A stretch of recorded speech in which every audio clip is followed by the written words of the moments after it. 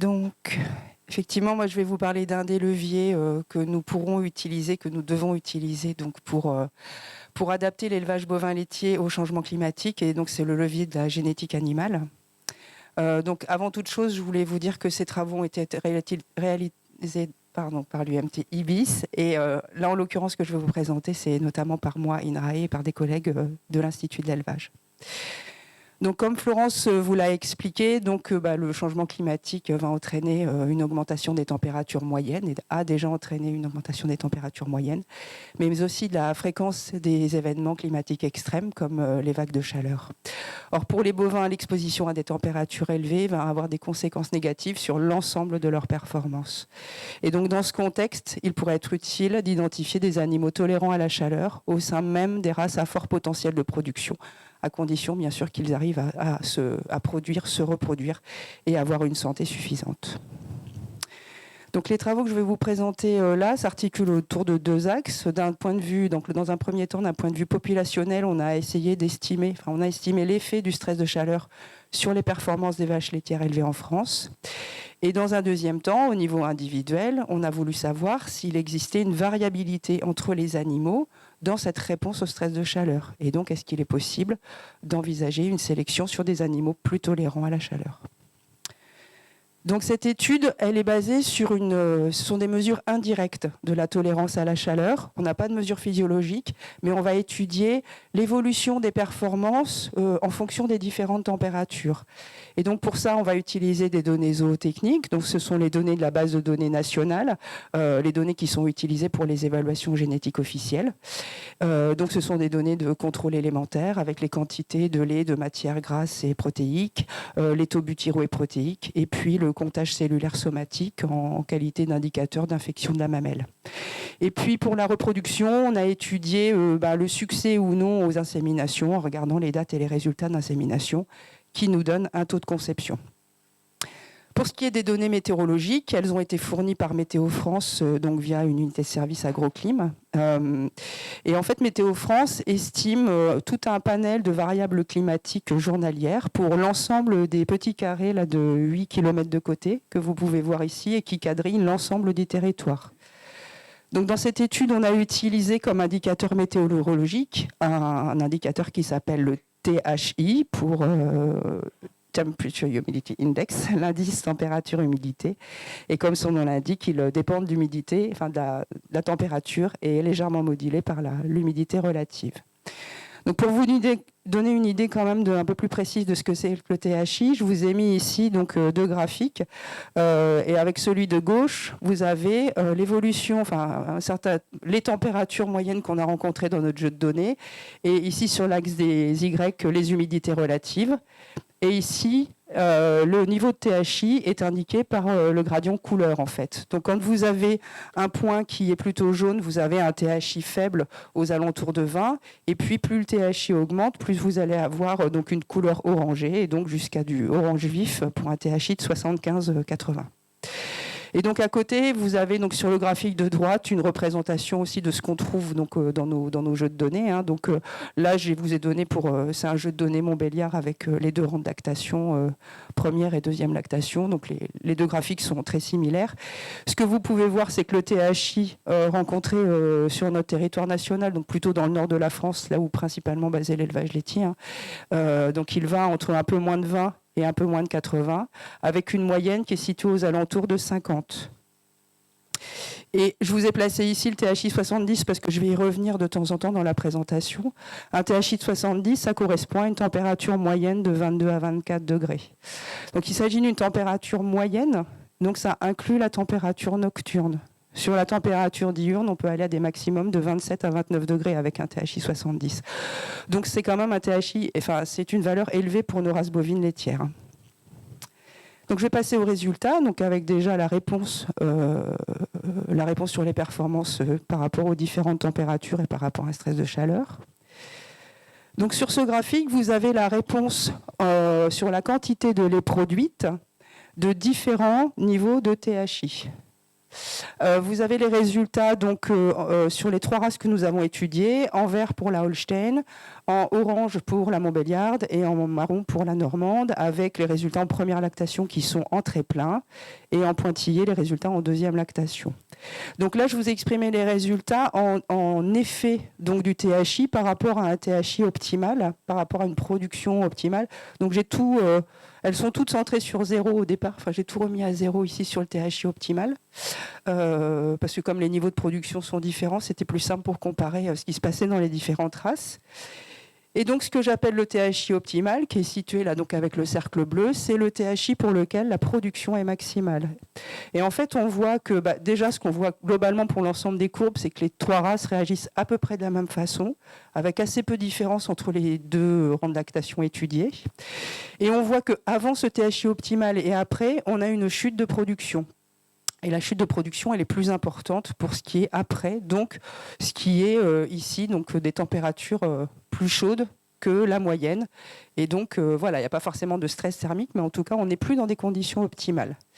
Et quand on regarde la différence de production donc, entre ce THI optimal, donc j'ai pris la valeur 50-55, et la production à 70, on a une chute qui peut aller, qui est de l'ordre de moins 1 à moins 1,5 kg de lait. Donc ça représente 5 à 6% de perte de production entre ces deux THI, 50-55 et 70.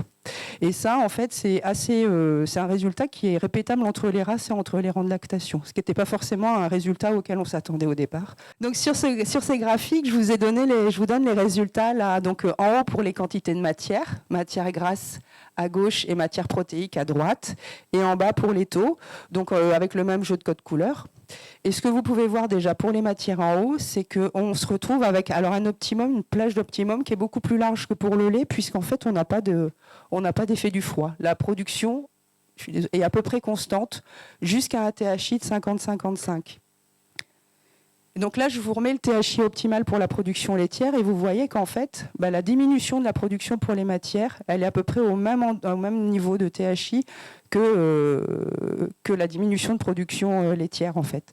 Et à partir de ce THI 50-55, on a une diminution qui est de l'ordre de 100 grammes de matière grasse par jour et 75 grammes de matière protéique par jour, ce qui représente 10 à 12% de perte entre un THI 50-55 et un THI 70.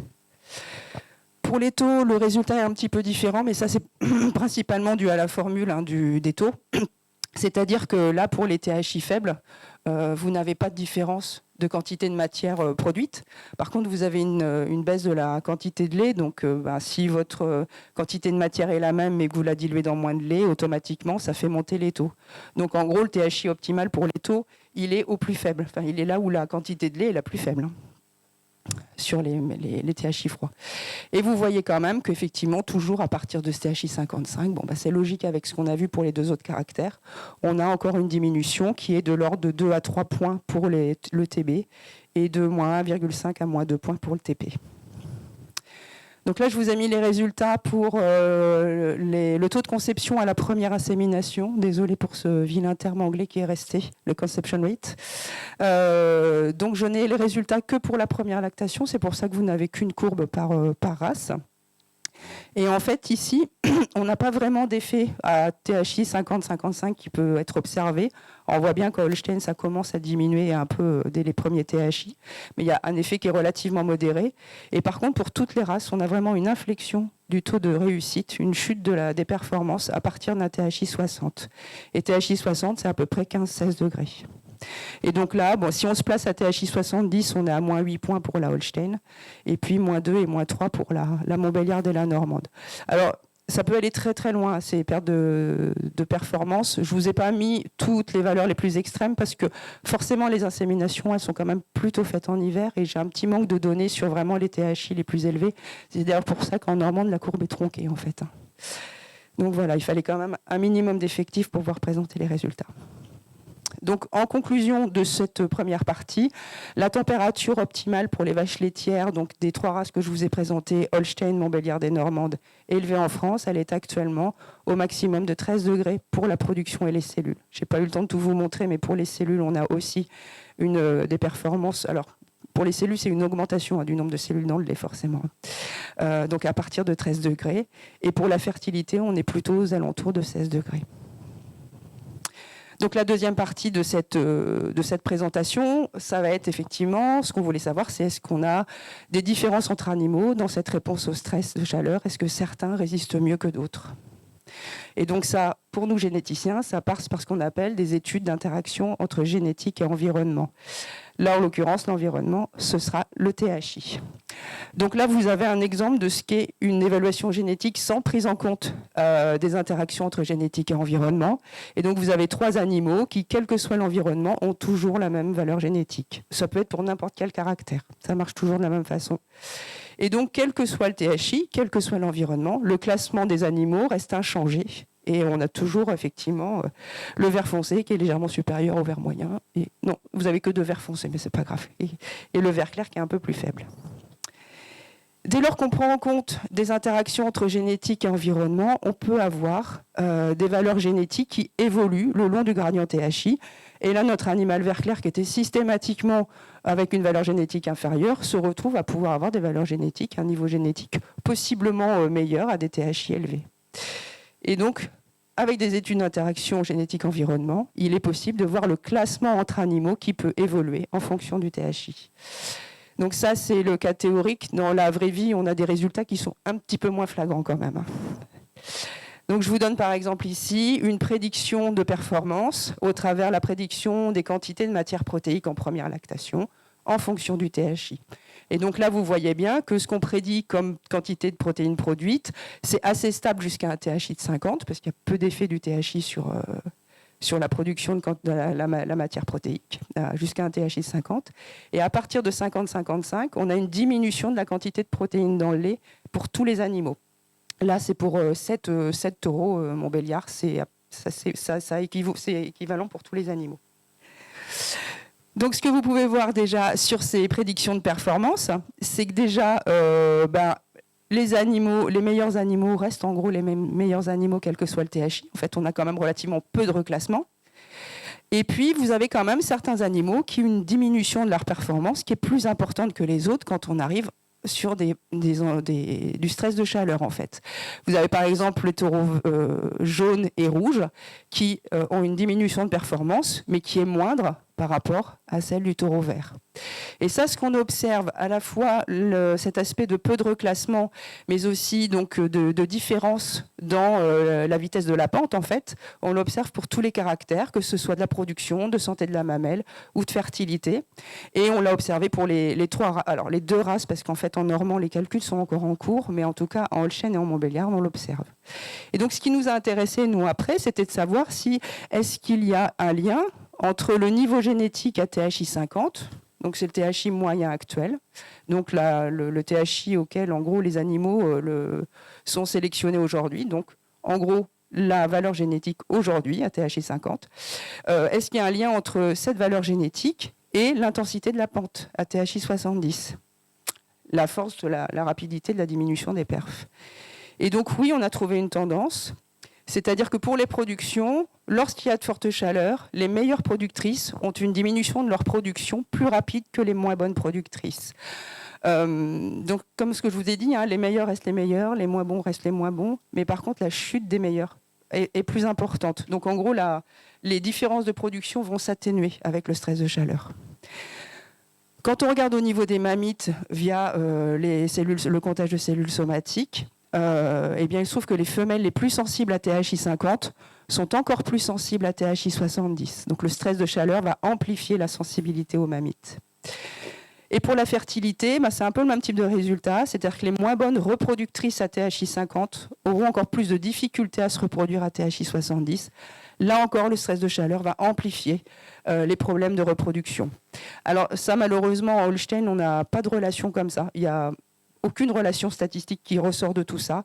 Ça peut venir du jeu de données, je ne suis pas sûre qu'on ait le temps d'en discuter aujourd'hui, mais donc, en tout cas, pour la Montbéliarde, pour lesquels on a tous les résultats, c'est un résultat qui est, que nous avons obtenu. Et donc, dans cet océan de mauvaises nouvelles, il y a quand même une petite lueur d'espoir, toute petite, mais c'est que la sélection pour les caractères fonctionnels, tels que la résistance aux mammifères et la fertilité, dans les conditions actuelles, elle est tout à fait pertinente pour les conditions futures plus chaudes.